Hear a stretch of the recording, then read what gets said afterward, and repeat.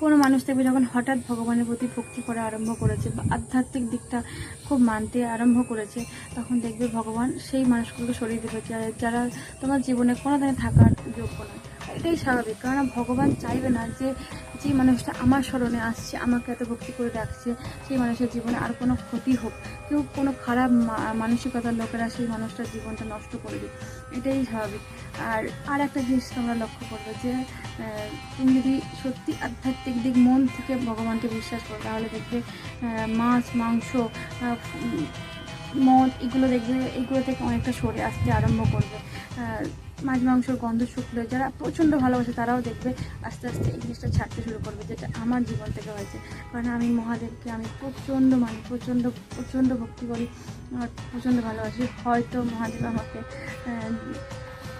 সেরকম যোগ্য মনে করেছে, এটাই মনে করি। আমি প্রচণ্ড ভালোবাসি, প্রচণ্ড বিশ্বাস করি আমার মহাদেবকে, কারণ আমার জীবনে এমন কিছু ঘটনা ঘটেছে যেগুলো আমি রিয়েলাইজ করেছি। আর এটাই স্বাভাবিক, যারা সবসময় দেখবে যারা তোমার সঙ্গে ভালো চেতনা, তোমাকে ভালো চেতনায় যোগ করছে, তোমাকে ভালো চিন্তা ভাবনা দিচ্ছে, ভালো বুদ্ধি দিচ্ছে, সেই মানুষগুলো তোমার জীবনে থেকে যাবে। কিন্তু খারাপ মানুষেরা যারা তামসিক লোক, তারা তোমার জীবন থেকে আস্তে আস্তে সরে যাবে।